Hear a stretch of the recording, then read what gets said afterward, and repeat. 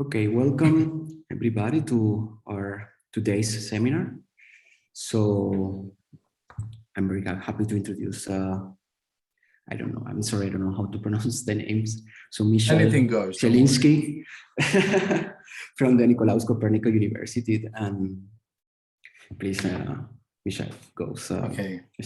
Well, first of all, thank you for your invitation. I'm very happy to be here. And it's always better to be in person, but there is also some merit in remote seminars. My name is Michał Zieliński, whatever way you pronounce it, I don't really worry about that. And I come from Nicolaus Copernicus University, which is in the city of Toruń, which is arguably nicer than Wrocław, but I'm joking, because Wrocław is a beautiful city. And I'm going to talk about two parts. One are alloyed quantum dots, double quantum dot molecules, but we account for effects of alloying. And also a system which is a bit different and a bit peculiar or unusual for most of us, which are crystal phase quantum dots. And these two systems have some things in common and some differences. There are some differences between of them. And the second part of the talk is something that I've never presented before. Is based on a paper which was submitted literally yesterday. So if I'm clumsy about it, please forgive me. So the method that we are using here in Toruń, that I'm using, is basically from theory point of view, from modeling point of view, we are based on empirical tight binding scheme, which is very well known for decades now. There are different flavors of this method. So we use empirical tight binding methods to obtain single particle states, electron and hole states.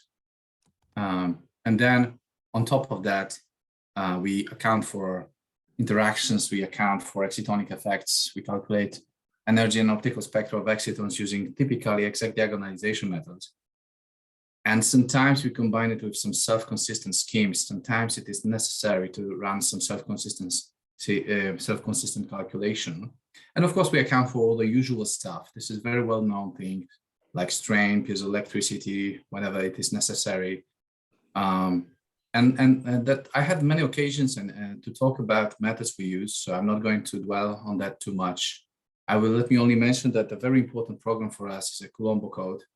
A newer version is coming. This is a code which is designed specifically to efficiently calculate Coulomb matrix elements in nanostructures. Let me advertise it a little bit. In the version that is already published, that has been already published, it is probably not as useful for most of you as it will be in the future version. So I hope it allows us for linear scaling of computation both.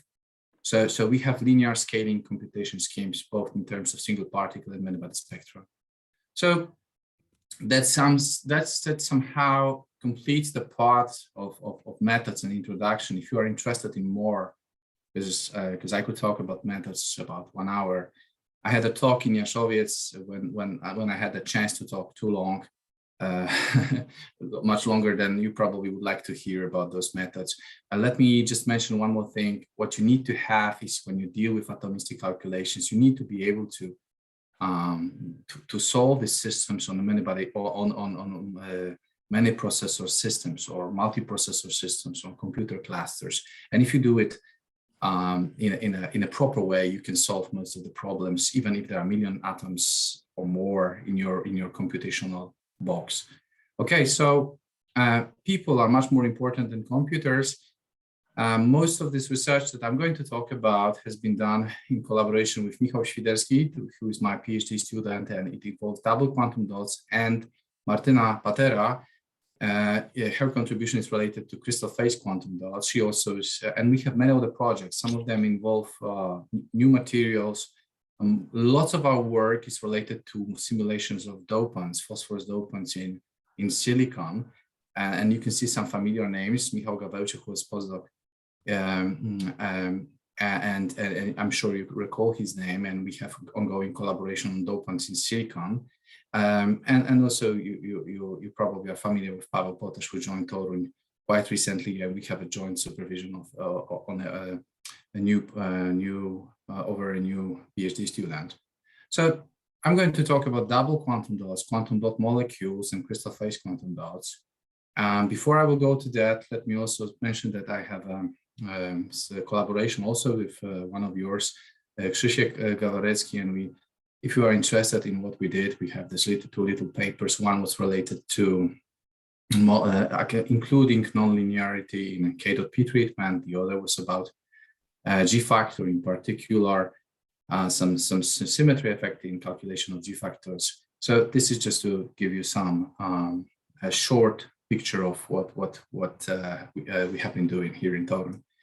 Now, let me also show you a very old slide, actually, which I have stolen from the internet. Those pictures are you can find this on this web page, but they are of course not mine, and they illustrate a single quantum dot. So before we will go to double quantum dots, it is natural to talk a little bit about single quantum dots, and this is the way we usually picture them. I mean, this is what works in our imagination. We have this lens shape or something like that. Island of one material, which is surrounded by barrier material, and it's on a wetting layer. And people has been familiar with this sort of a picture for the last 2 or more decades. So really nothing new here.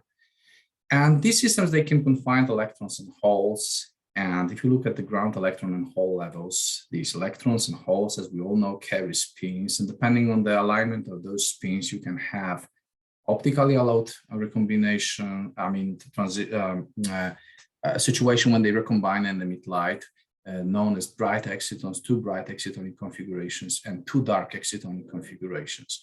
And this is like the simplest way of looking at this. This is this Hamiltonian from nontrivial paper from years ago, when you have the subspace of bright and dark excitons.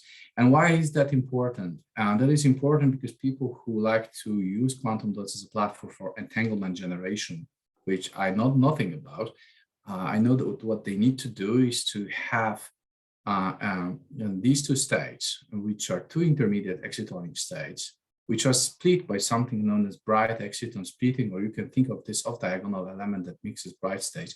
They don't want that. They want this splitting to be small, preferably below 1 micro eV, or something that you can tailor, you can tune, and you can reduce, because otherwise it is detrimental for your potential application. So I was looking for systems in which this value is small. And how we can do that? You can think of many different ways of doing that. One is some schemes, and these schemes have been successful, of post-growth treatment of quantum dots by applying fields, usually 2 lateral fields, sometimes electric field combined with strain fields, and this has been done. And also you can think of, okay, let's look at different systems. How can you achieve this small bright exciton splitting without post-growth tuning, or try to understand it? Let us try to understand that. And you have the system, of course, quite often when we do modeling in theory, we use lots of approximations, say, okay, this is an island of indium arsenide material. In fact, this is, of course, an island of indium gallium arsenide material. So there's a significant, something like 50% admixture of barrier material in this system. And it can be a complicated composition profile, but let's us forget for a second about the composition profile. Let's say it is a uniform composition profile. But if we look inside of it, we will have, of course, certain random arrangement of individual atoms. So, but that of course is a single sample. This is a 1 random realization. So you can produce many random realizations that, in this case, 4 random realizations that correspond to the same average composition. And we can think of, if you want to do statistics, you of course need to have more than 4 samples. And what we can do, thanks to modern machines, we can run hundreds of samples, in this case 300 different samples. This has been published recently, and try to understand how the spectra of the system vary depending on our randomness. Now you have to be careful a little bit with our randomness, because if you are going to model system like that, you have actually 2 contributions. Apart from these various composition profiles, you can have a slight deviation from the average composition. So you may have 49 or 51% of gallium or indium. So they are slight you can think of slight fluctuations of composition, of average composition, which occur, of course, you expect them to have them, you expect to have them in the experiment.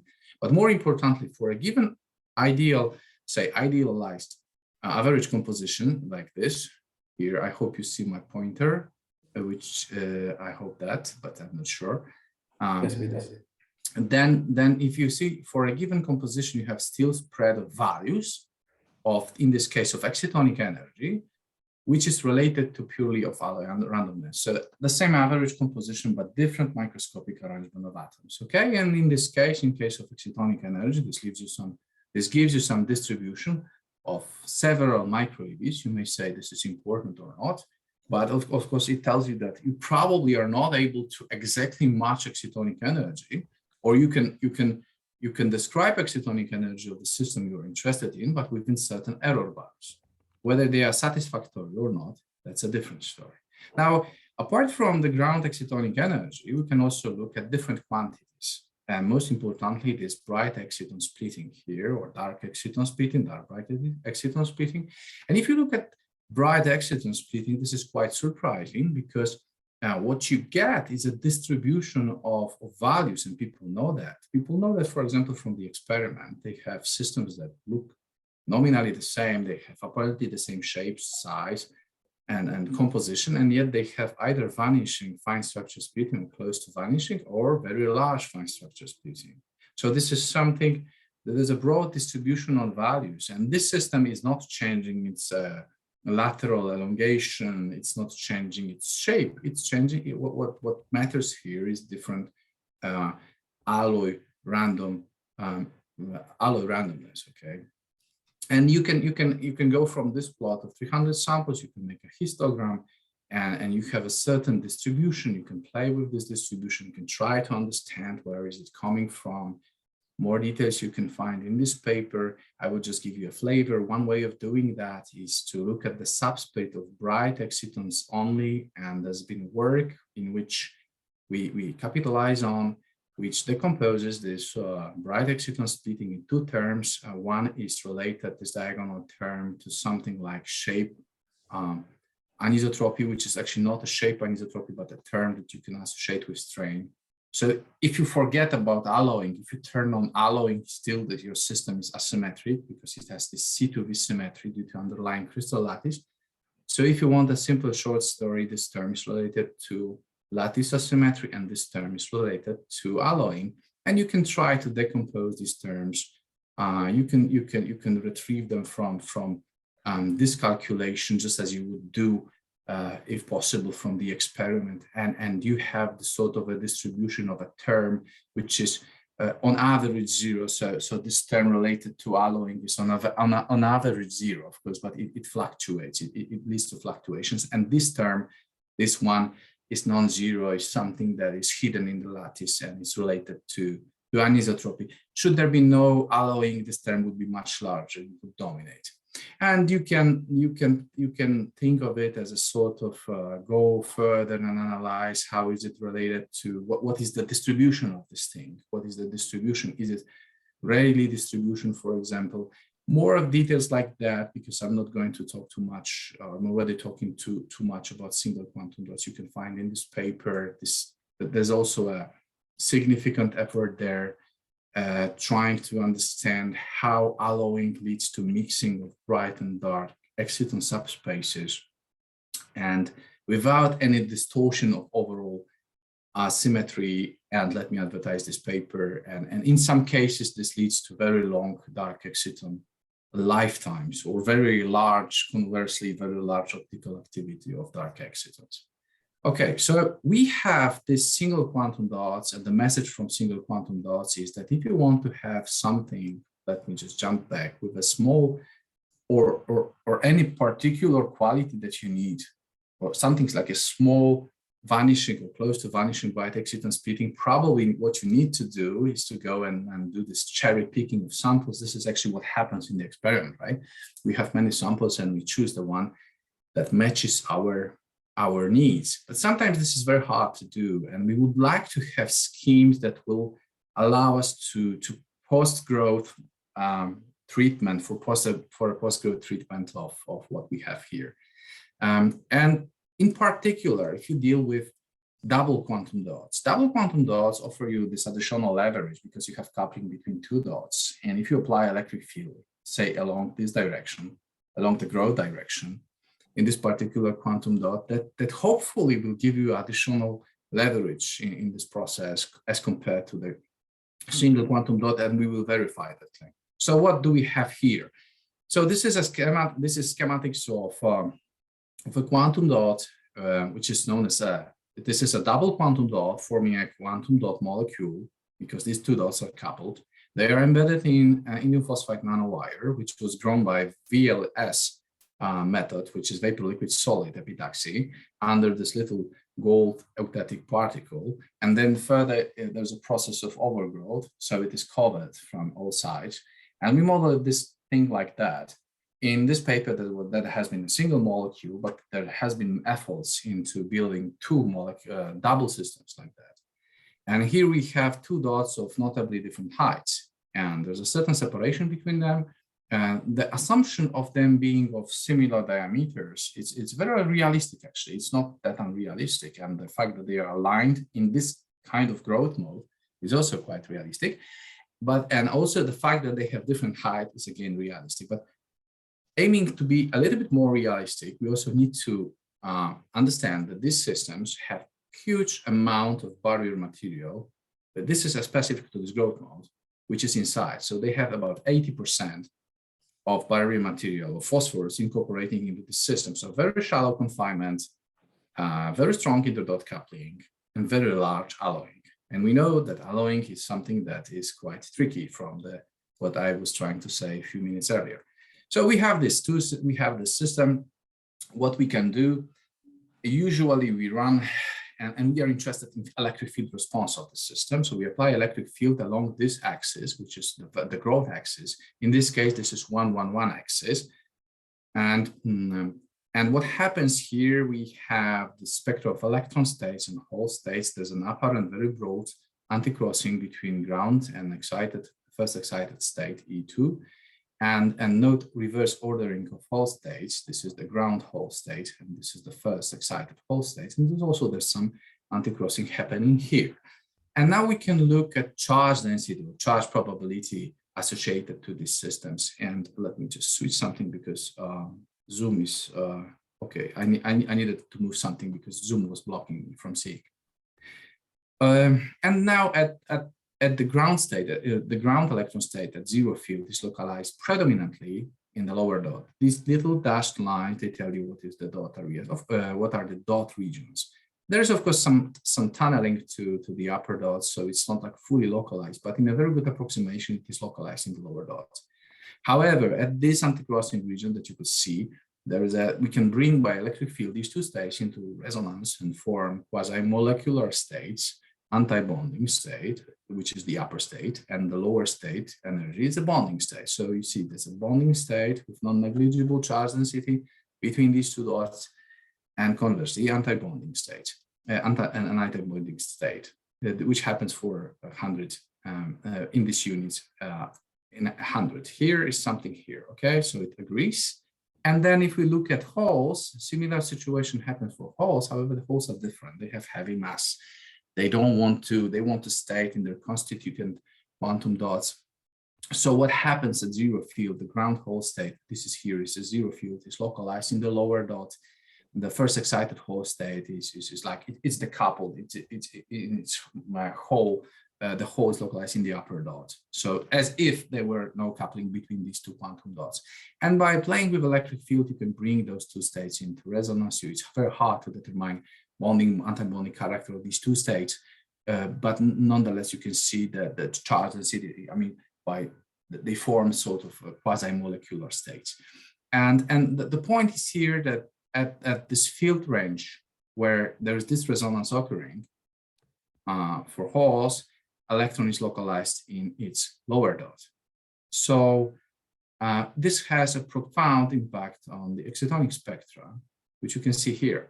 So with no field, what you see here is this sort of behavior, which is associated, known as direct exciton. So you have electron and hole residing in the lower dot. There is a very flat, very weak response to electric field because they reside in the same dot. You can think of a vanishing dipole moment, no polarizability, whereas indirect exciton is something which is electron is located in this case in the lower dot and the hole is in the upper dot. And when you bring holes to resonance in this excitonic picture, it transfers to this crossing between direct and indirect excitons. If you look more carefully, this direct exciton has actually several, it's a branch of 4 states. 2 states are these dark excitons. You don't see them here on the scale. They are virtually degenerate. So 2 dark states, which are non-spin allowed, and 2 spin allowed or bright states. In case of indirect exciton, you see no electron hole exchange whatsoever because they are related to electron and hole occupying different dots. But at the moment of the anti-crossing, something peculiar happens, and these 2 states, this is the energy. This is the energy. The dash curve is energy. It's actually a fit to a model which we use, a very simple model, but it matches atomistic calculation very nicely. And these sizes of these spheres are related to optical activity. So what happens when you have this anti-crossing is something that people know, people measure that. You have sort of swapping of behavior between indirect and direct exciton. The direct exciton, you can tune with this coupling, you can reduce the fine structure splitting, okay, this is very nice. But at the same time, you're losing optical activity. So there's a trade-off.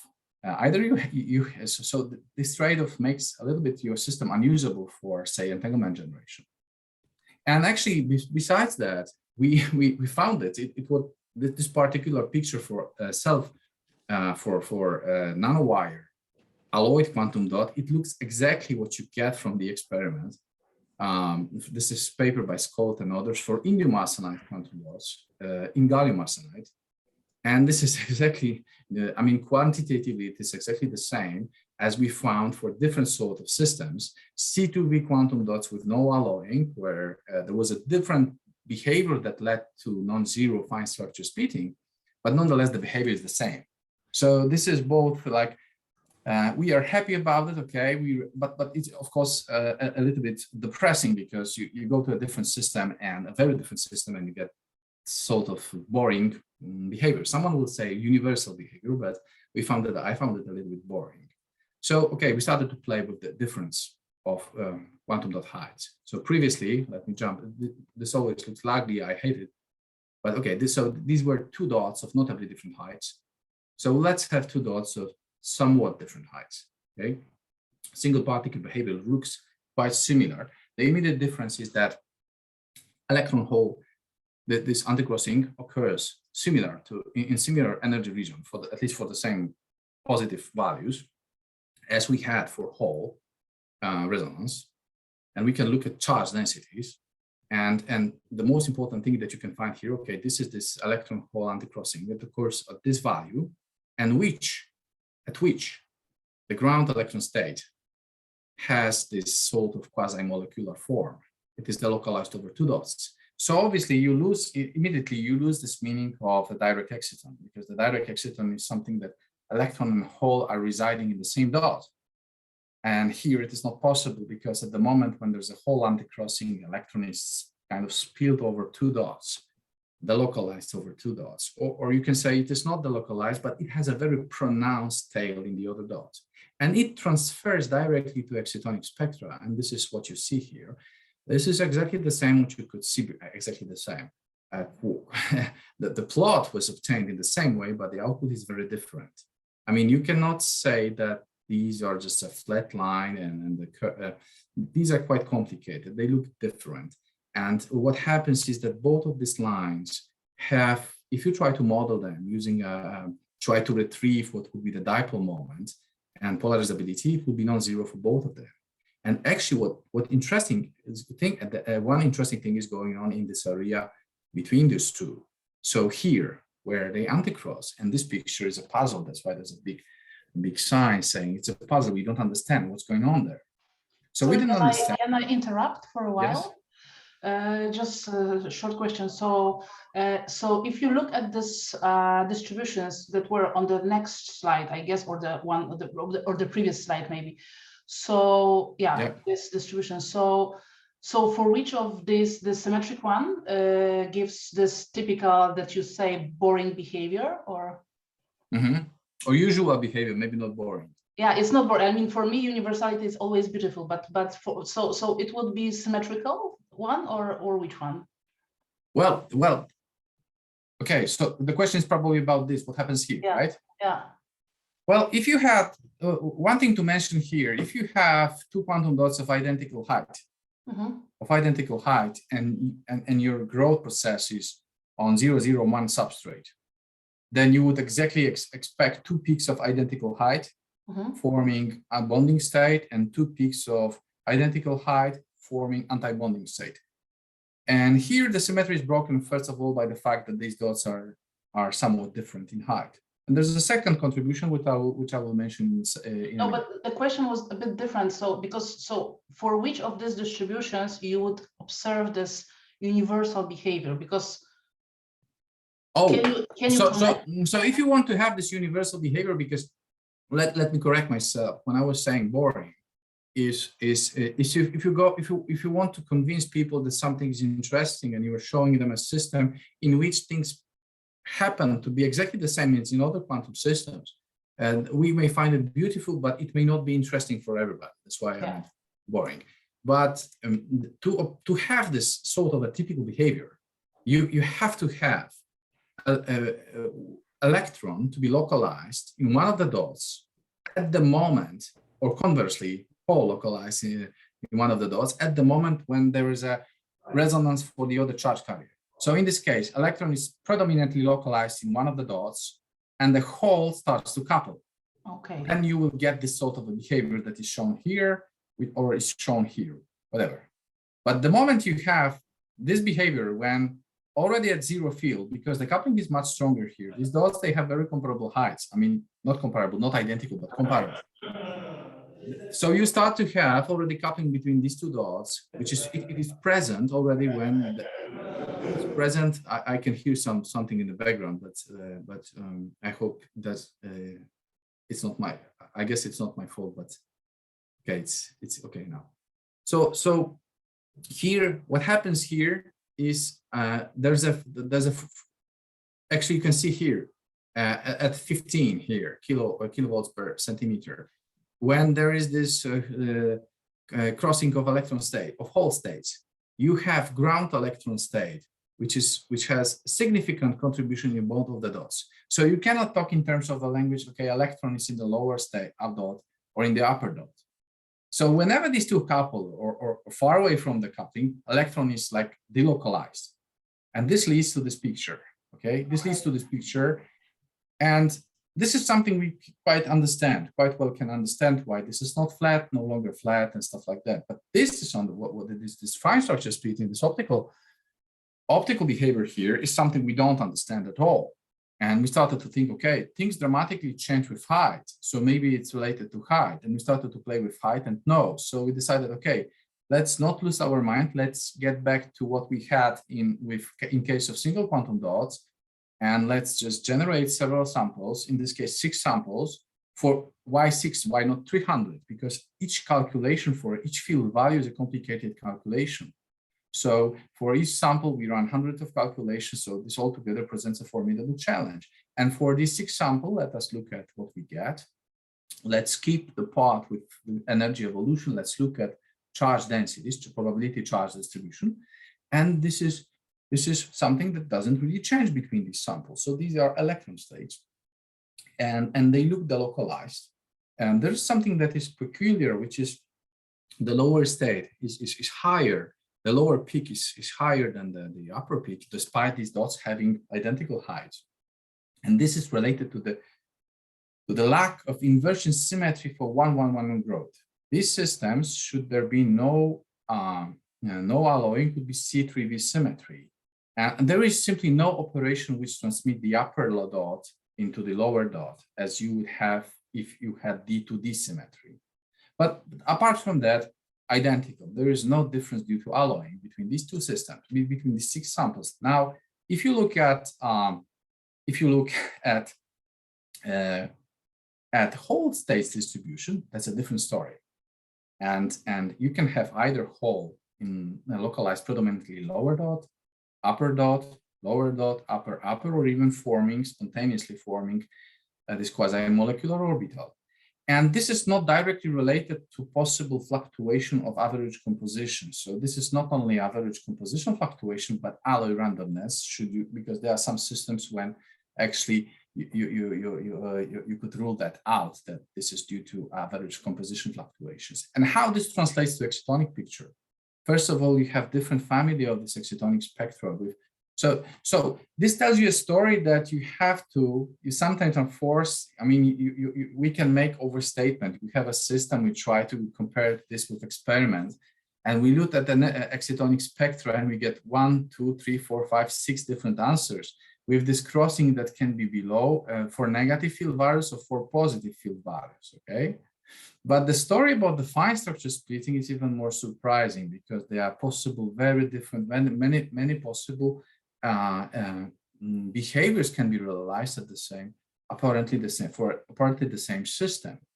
And some of them are quite weird, I would say, but some of them, they apart from looking quite unusual, these two, for example, they look more usual than this one. I mean, when usual, we define these double quantum dots that we studied previously, but there's a little difference. And I don't have too much time about this difference, but it's fundamental.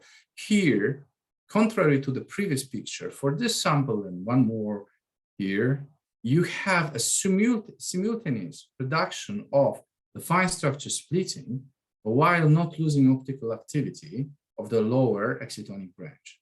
So this tells you that, okay, that this fact that they couple, fact that there is a alloy randomness, okay, in many cases, it can prevent you from doing anything reasonable with this, like for sample 3.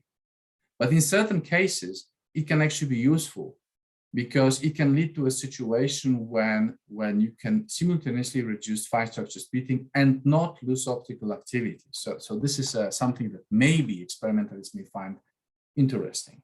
More of that you can find in this recent paper, and Michał is actually going to defend his PhD pretty soon in exactly a week. Okay.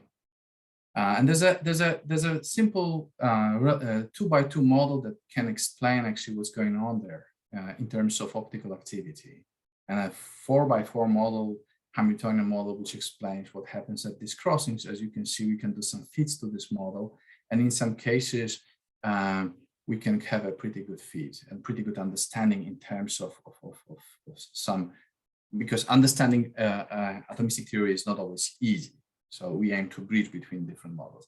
Okay, so I have about 8 minutes. There were some questions, and this is the second part of the talk, which obviously this is something that is new, and I will just briefly mention this to you. Some parts of this are new, not everything. So I was a little bit tired of alloy randomness, and I was looking for something that is free of alloy randomness. Okay, it will be really pleasant to deal with something that can be treated as something being ideal, such as these crystal phase quantum dots, which are from the same material. So we have, say, indium phosphide nanowire. This nanowire grows, and it can spontaneously change its crystal structure from wurtzite to zincblende. And it happens to be that such a section of zincblende and in wurtzite will have a different band alignment. So there's a band offset, there's a difference of gaps, small difference of gaps. And this will confine the electron states, and this will form a barrier for Hall states. Okay, so type 2 system, atomistically perfect, something that we were very interested in. And I will try to convince you in the next 10 minutes or so that this system is in fact to be understood in terms of this part being an artificial atom, just a quantum dots confining electrons, whereas the second part of this stuff is an artificial molecule. So wurtzite section forms sort of an artificial molecule for holes. So this system, although it is known as crystal phase quantum dots, it partially has lots of common with single quantum dots, And it has a lot of common with double quantum dot molecules. And we can look at electron state, the ground electron state for a given size, the diameter of the nanowire and the section, zincblende section height. It looks something like that. There are these pronounced oscillations related to different ionic layers, or you could say block part of the wave function. This line here, this dotted line, is a perfect idealized confinement profile. And I also have to mention that people, report different values of band offset, stuff like that. It's still a ongoing research.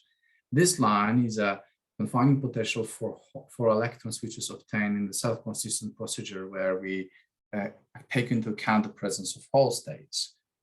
So for electrons, this system is again either boring, depending on the point of view, of universal. So electron states have this shell structure S state, P states, D states, and stuff like that. For holes, the situation is different. There's a barrier for holes here. And holes form these quasi-molecular states, left part, right part, bonding, anti-bonding, more complicated. Now, these states, these lowest Hall states, they will be most important because they will contribute predominantly to how your excitons will be formed in these systems. And so again, now we can come back to these pictures. The left-hand side is what you have seen before, and right-hand side is again the idealized profile for holes, and realistic profile, more realistic profile for holes, confinement profile that takes into account the presence of electron. There's a barrier for here, and there's a sort of two wells that attract holes. And there's a pair of Hall states. It's very hard to say which one is bonding, anti-bonding. But we know one thing, that depending on the parity of these systems, we will know which one will be optically active or not. An anti-bonding state will not be optically active, and bonding state will be optically active in terms of a combination between electron state and Hall state. And there's an overlap between them, so the systems will be optically active, despite being type 2 systems.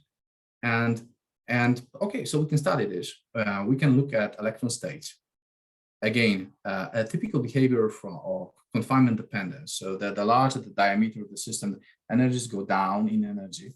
Energies go down. The ground electron state goes down. There are two states here overlapping. Another two states here. One of these D states is somewhere here, farther away in energy. But again, this is something you could easily predict with your intuition. And for Hall states, probably you could also predict it with your intuition if you have a good intuition. This is what happens with holes, two Hall states, and higher Hall states. These shaded areas are areas which are just cover them. People don't know what it is. It is actually just, we don't want to show higher excited states, so we just cover them with a shaded area. There's nothing fancy about that. And you can see here there's an energy spacing between H1 and H2, and this energy spacing can go to very, very small values if you go to higher dimensions. And the question is, can they switch their energy ordering? Okay, and so we can dwell on that. One way to analyze this system is to look at their optical activity. So we go from this electron and Hall picture, we go to excitonic picture, and then we can calculate, for example, the optical activity of this of these excitonic states formed by electron ground state and H1, electron ground state, and H2, and so forth.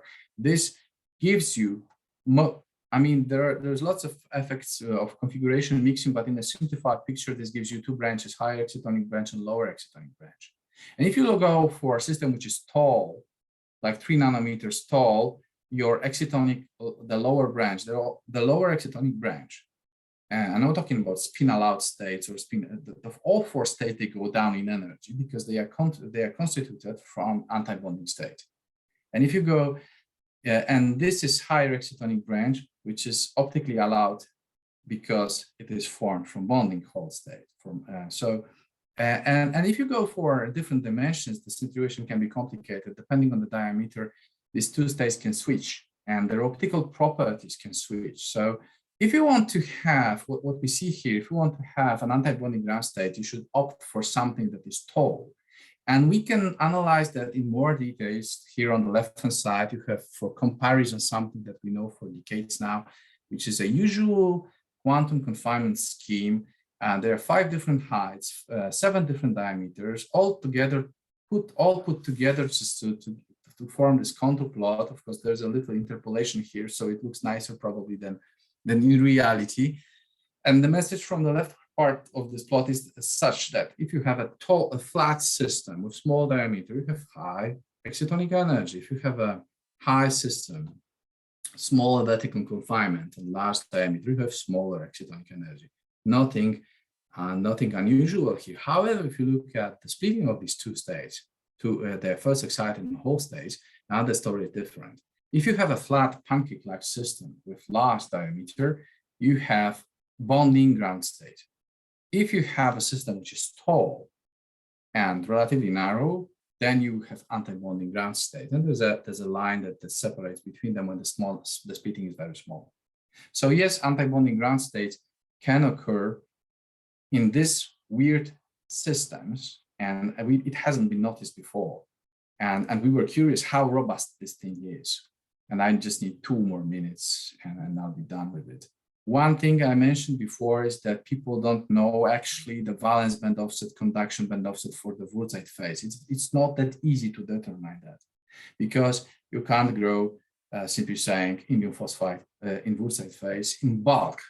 So that's why it's so challenging.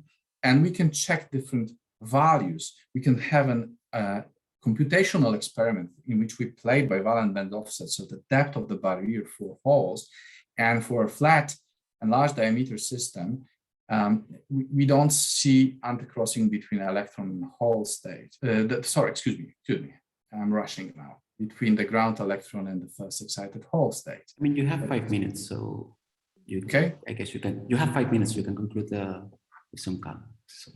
Okay, but I don't want to push everybody's listening, so I don't want to push the boundary.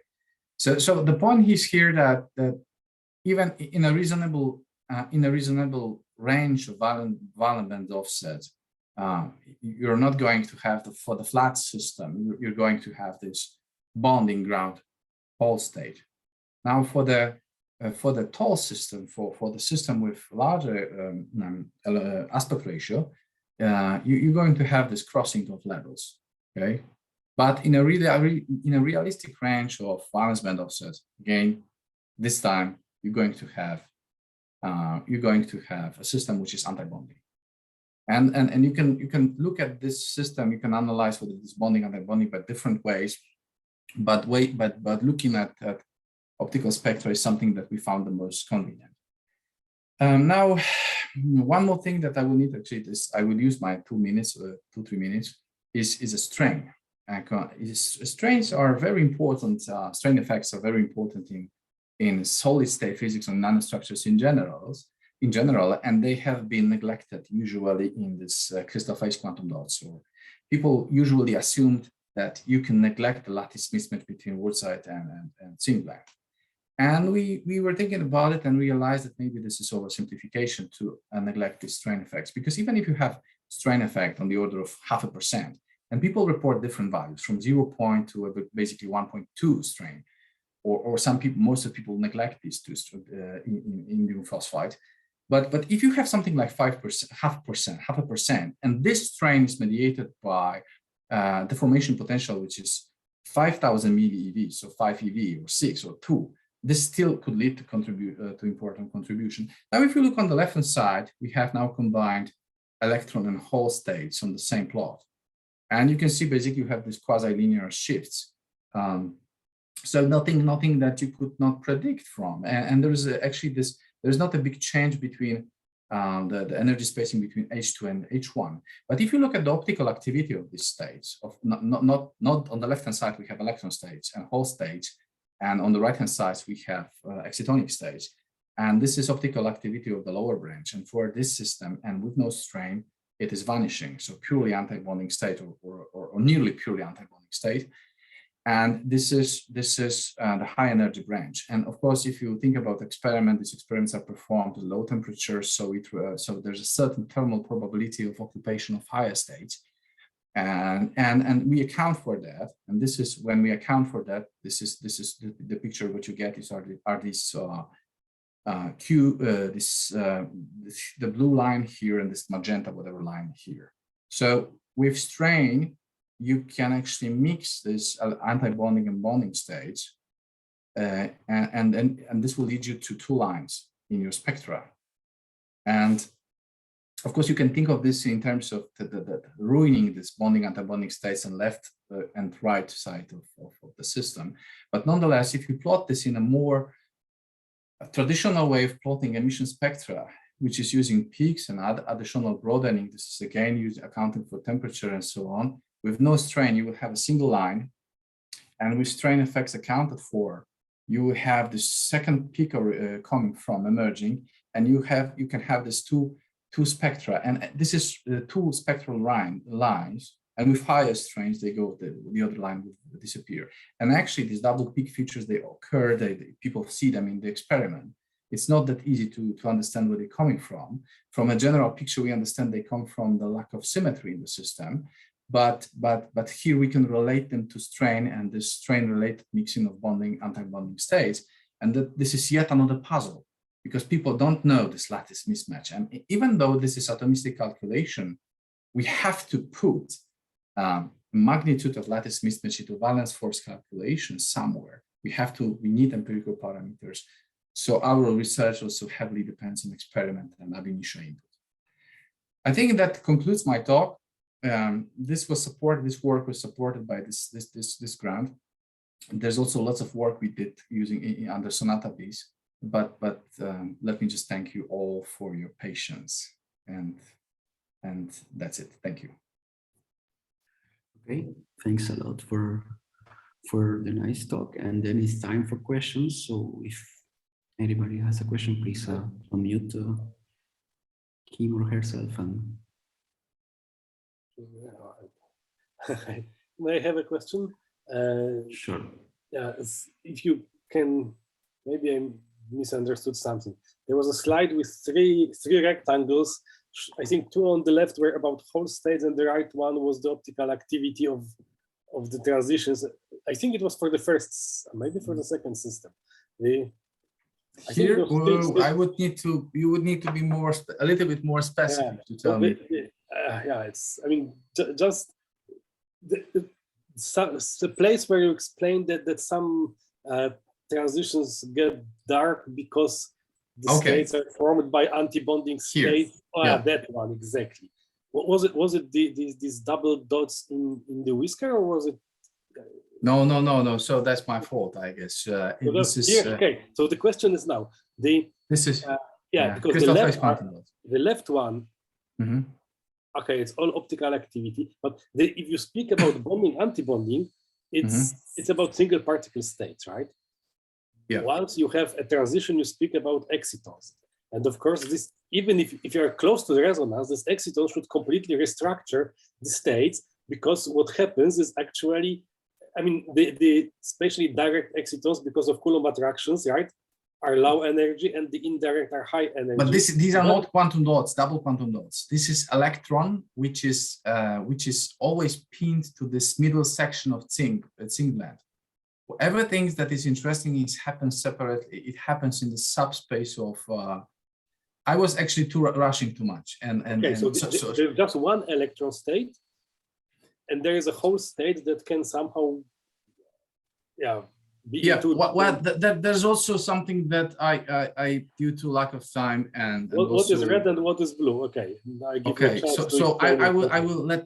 I was trying to skip that because this is actually something that is I decided not to talk about, but I guess I have to. So these states that you see, I specifically say these are electron and Hall states, but I don't say these are single particle states. So these are spectra of electron and Hall states obtained in the presence of electron state or Hall states, conversely. So to obtain these, we have to solve self-consistently a pair of equations. So electron in presence of Hall states, and there's a certain procedure which we haven't published how we do that. So these states already, they see the potential coming from electron. Okay, so these two Not holes, so they know. intuitively, okay, it's not so easy. Okay. So on top of that, so Mhm. this is, you could say this is Hartree approximation. So this is not a single particle calculation. This is Hartree approximation for, so we already account for Coulomb interaction. We don't Mhm. account for exchange interaction and correlations. And the moment when we go to the picture, excitonic picture, we build our configurations on top of this configuration that partially account for Coulomb interaction. So we add exchange and we add correlations. But nonetheless, these configurations are dominated by configurations from, so the lower excitonic branch here is dominated by electron state number 1 with contribution from hole state number, in this case, if I'm not mistaken, it's lower in energy, so number 1. Mhm. And in case of and here this is dominated by configurations coming from electron state number 1 and hole number 2. And there is a configuration mixing, but before mixing, what is also important to you, when I say H1 or H2, of course, there are spins involved. So you have 4 excitonic states, Mhm. 2 with in the language, people like yourself with anti-parallel spin or parallel spins. So dark states and Nice. bright states, but if you they are 90% dominated by these configurations involving ground hole state or first excited state. 4 configurations altogether, and there's also a mixture of higher states due to configuration interaction.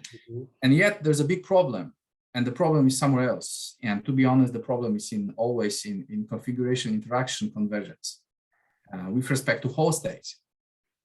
But the quality, the numbers will change, but the qualitative picture remains. Okay. So if you go to higher basis sizes, you're not going to lose that. But so I was clumsy in sense of explaining that probably joining these 2 problems in a single presentation was something not good. But this all relates to this system in which electron is pinned here, and this crystal phase quantum dot is a single dot. You could think of a dot, but if you start to look at whole states, then they are like from a double. Okay. So even though a single hole would localize in the blue areas, so the attraction by the electron overcompensates these bands offsets for the hole. Is it the exactly understanding? And there was a moment in history which I was naive enough to think that I can run it without self-consistence. So I started to run hole calculations, single particle hole calculations, and then this gives you lots of hole states which are half infinity nanowire states or something like that. Is large, of course. Yeah, so and they form extremely poor basis for configuration interaction. It's clear. It's clear. Huh? But nonetheless, you could still be able to answer several questions with that poor model. Like, but you may be wrong. You may be right for the wrong reason. Here we may be right. For a wrong reason, but I hope not. I mean, we spend a considerable amount of time to exclude other effects that may play here. So the hole is in the space. It's localized in the red area, right? No, the hole is localized in the blue area. It's close to the maybe. Okay. I see. This is what I hope you can see. And this so is this why is okay. This is this wurtzite here. This I missed. That's true. And that's right. Yeah, that's. I was rushing. My fault. And so this is a type 2 system, and also a message from someone who's doing the modeling is that if you jump from single particle calculation to excitonic calculation and you neglect some form of self-consistence, you will get a basis. Formally, everything is fine, but you will not be able to converge. I mean, you would have to have, even if you take hundreds of hole states. And actually also if you take a finite size of your computational box, this may help you in convergence in an artificial way if you neglect for self-consistence. So if you take a small box rather than a large box, and I'm talking about lack of self-consistence, and you start to increase the size of your computational box and you get worse results. And so but that it's very technical. I think we should spare that from the rest of the audience. They want to go to have dinner or lunch, I mean. So we can always talk about it. No, I get the point. I understand the physics now. Right? Yeah, It was I maybe noticed too we fast, have another. too fast for me.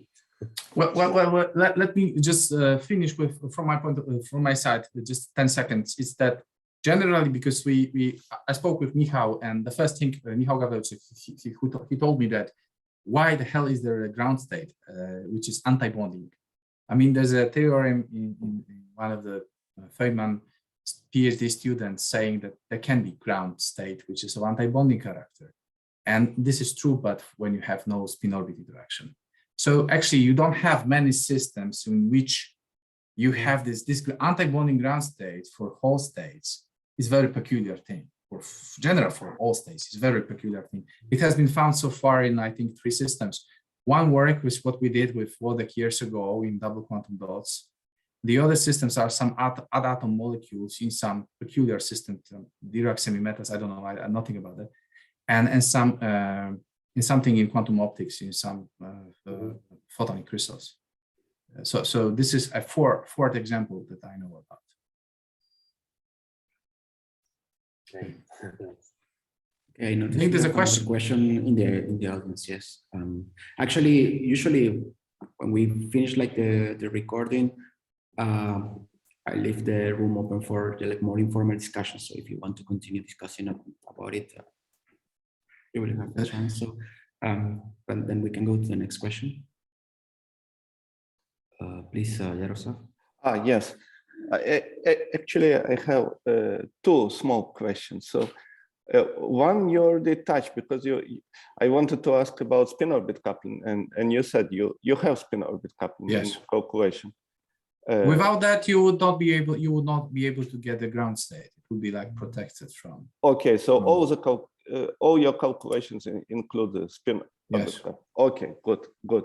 And another point is about your package that you briefly advertised at the beginning, but you didn't provide too many details. So when you say that, let's say you can compute Coulomb matrix elements for 2 million states in 4 minutes. So what does it mean exactly? Well, that's okay. I will explain it very briefly. And the idea, the computer codes that which I aim at certain point to make them all publicly available. That takes longer than I anticipated. We have 2 versions of our code for computation of Coulomb matrix elements, and they are, one is published already, one is prepared to be published, but they both benefit from running this calculation in Fourier space. So that's the whole idea, and this is an idea which is of course not ours, been used in, say, quantum chemistry for decades. What is ours there is some making this usable for nanostructures, basically with millions of atoms. But let me ask you, are these Coulomb matrix elements 2-index or 4-index matrix elements? What are these? These are 2 elect. So to make not any. Yes, because we calculate electron Coulomb interaction, the Coulomb matrix elements. Yes. So electron integrals, electron-hole integrals, direct terms, electron-hole exchange terms, and hole terms. So basically, these are 2-index objects. 2-index objects, yes. I see. Okay. But this still, like, if you have, say, if you're so everybody's on the same page. If you have, say, 5 states with spin, this gives you 10 orbitals or 10 states. And this gives you 10 to the power 4 Coulomb matrix elements. And each of these Coulomb matrix elements is calculated using, for some systems, there can be, which I didn't mention, 3, 4, 5 million atoms. if you don't have linear scaling scheme, it will basically kill you. I mean, but what I still don't understand, because you said 10 to the power of 4. So are you computing 1 million to the power of 4? No. So well, states was, I think I get your question. The way we calculate, we find, say, electron and hole states. Each of these states is defined on a linear combination of atomic orbitals vector. Yeah. In a given basis, this may lead to 20 million. If you have 1 million atom in a certain basis, it can produce, say, 10 million or 20 million wave function, which is the complex vector of that length. Yeah. And we use 10 functions, say, or 20 functions of this length, okay, to calculate Coulomb matrix elements. But number of Coulomb matrix elements to calculate does not depend on number of atoms, because these Coulomb matrix elements are calculated in a basis of electron and hole states. So if you have, say, 2 electron states, you are going to have all possible configurations, right? So this gives you number of your states, if it's m to power 4 of matrix elements for electron-electron interaction. Okay, I understood. So maybe you have a lot of I'm not sure what you meant by 2 index and 4 index. So each Coulomb matrix element is defined actually by 4 indices. By 4 indices. Okay. So maybe. But the number of states is small. On the other hand, the number of atoms is large. Exactly. Okay. So in quantum chemistry, they face a very different challenge. They have a very large number of states.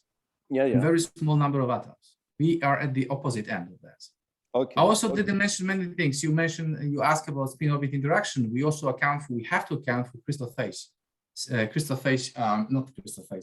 field splitting in wurtzite phase, which I didn't mention at all. And even though this is something that needs to be accounted in the computation, and you can get some reasonable answers by neglecting strain, crystal field splitting. You can get very reasonable excitonic energies. Actually, I did that in the past, but you will get rubbish spectra, optical spectra. So there's lots behind that. There's lots of methodology behind that, and we are putting together with Martina a paper about the methodology itself. But I would have to talk about another 40 minutes, and that would not be humane thing to do. Okay, thank you. Okay, I think I will take this moment to officially conclude the seminar. Thanks again the speaker. Thank you for the talk. I will conclude the recording.